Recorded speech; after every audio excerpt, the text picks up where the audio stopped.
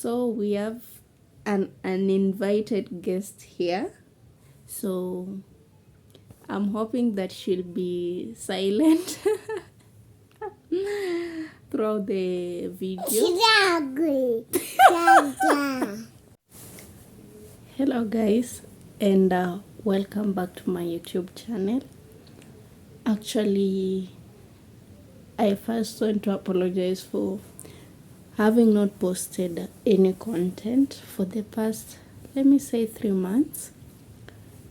I won't give an excuse, but rather I would like to take responsibility for that. So going forward, I want to be consistent in my content. So if you are new here, welcome. If you are new here, welcome to this channel. We get to interact with people, learn new ideas, learn how to cook, talk about relationship issues. And if you haven't subscribed yet, please hit the notification bell so that whenever I post any new content, you get to be the first person to get my videos. So let's dig into our today's topic. So I want to talk about business failure and why many businesses fail. And you see, they usually say experience is the best teacher, and actually it is, because in 2022, May to be precise, we started a business. It was a cereals business, and at first we thought it was going well. We had a lot of expectations on the growth of the business, but something we failed to understand is we didn't do our market research well. So down the line, the business really frustrated me, and it just couldn't go on. We couldn't go on with the business, and we shut it down in 2022 December. So my uninvited guest slept off. That's why I'm able to continue filming. So as I was talking, I was talking about business failure. So the business was it was a cereals business, and many people have misjudgments about the cereal business. And one mentality people are going to business with is the fact that, you see, like cereals, people need to eat on a daily basis. So that's one mentality people are going to the business with. So you go into the business and say, people need to eat, so they must buy these cereals. But that is a wrong market strategy. So the cereal business, it ran for a period, is it 7 months? That is from May to December. Yeah, 7 months. When I realized that the business was going under, I tried to relocate, but I guess the damage was already done, and there's no way, there's nothing I would have done to revive the business, if not to start over. So one of the things I did was to shift to a much cheaper house, but then that worked even negatively, because I shifted in around October, October, no, yeah, October,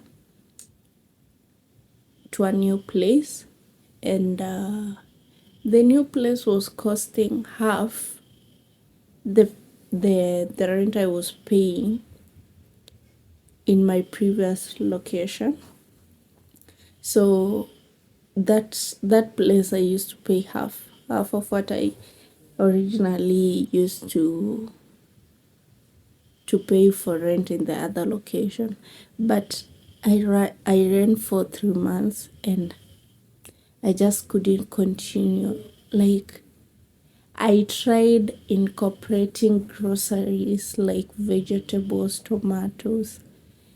I tried to revive the business, but it just didn't work out. And there are times you just need to accept reality and to accept fate and tell yourself things are not working out. So I need to go under and re-strategize. Yeah. So one thing I learned after the business went under, wow, the business money is not your money.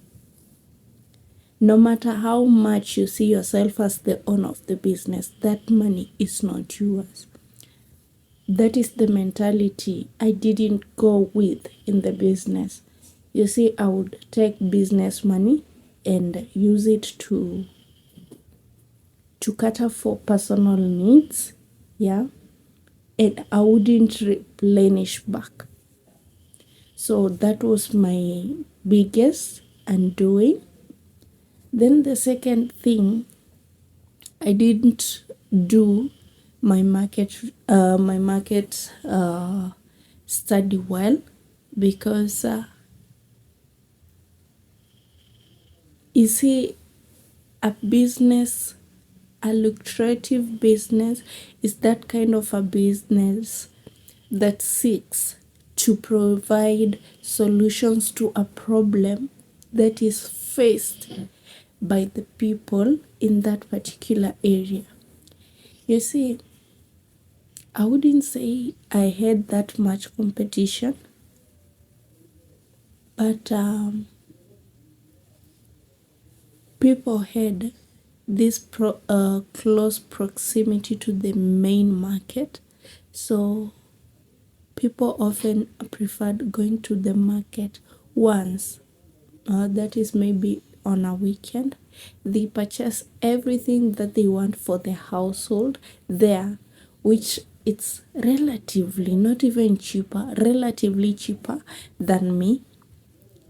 And you see, now those people buying from you are those ones who perhaps didn't go to the market, or these ones who just, they're indecisive on their meal plan. So today let's just eat this, so they have no other choice but to buy from me.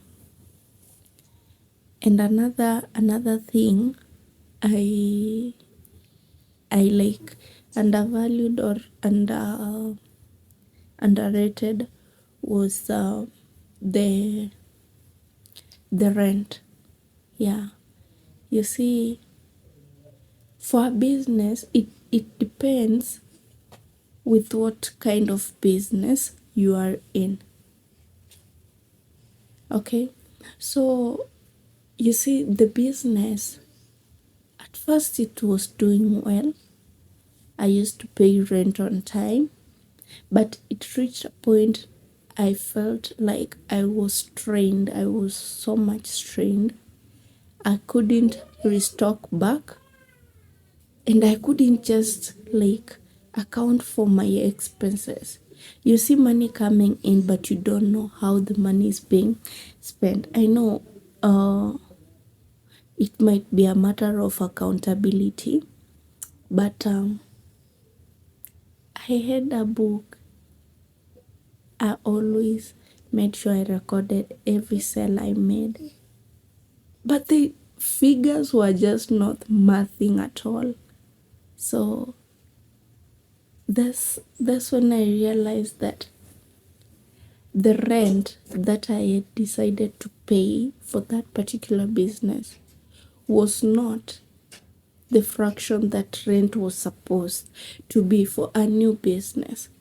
You see, at times I tell myself, if the second location I got for my business was the first place I got, perhaps the business wouldn't have gone under. But then again, I tell myself that I would never have known if I had never been never engaged in the business. I would always be dealing on assumptions, and always assumptions where you think that any business will generate money at the location. You see, you can only choose to pay a rent which is higher when you know this, it's a sure bet this business is going to bring in cash. So you see, that was another undoing. So some of the, if I'm to compress this video into 5 courses, or rather 5 causes of business failures, I would say: 1, lack of accountability; 2, business expenses exceeding what you actually get from the business. Then I would say 3, diverting the business money to your personal use. You don't use business money for personal use, because that business, it's it's its own entity. In as much as you are the owner, yes, but it has to stand on its own, so that you can be able to calculate your profit margin, to calculate. You see, you have to compensate for your time, you have to pay for the business expenses. It has to cater for that. And that's when you realize if the business is doing well or not. Then another thing I would say: sourcing your products from suppliers who are way more expensive. You see, if you go to a supplier who sells, let's say, sugar at 200 shillings, and another one sells their sugar at 180 shillings. You see, these two people, if you are a buyer, these two people, you'll have to now calculate the entire you see, if it's a 20 kg bag, and let's say roughly it goes for maybe 200, no, it's a 25 kg bag and it goes for 200 per kg. You see, you'll come back to your shop, you subdivide it into smaller quantities, the quantities that your customers want. So you see, I'll have a kg, I won't sell it at 200, I might have to sell it at 220 or 230. Yeah, so that it can cater for all the expenses I incurred while getting that particular bag of sugar. Now you see, you are selling your sugar at 230 shillings, and there's this other seller who bought from a supplier who sold them sugar at 180 shillings. You see, they may sell their sugar at 200 or 210. And people, with the hard economy, people now, they don't go for brands, they go for affordability. So you see, somebody will just say, sugar is sugar, let me just buy that off 210 so that I can save money. So you see, you now get stuck with your sugar there, and at a point it becomes a dead stock. You see, I had a bag of maize, and for sometimes it felt like dead stock, and it reached a point weevils started invading it, and I had to sell it at a throwaway price, because people wanted whole grains, not those ones that had holes of weevils. So you see, when your stock becomes dead, yeah, you have to sell it at, you have to dispose it at a very low price so that you just don't incur that much loss. Like you are just trying to reduce the level of impact of the loss you are going to get.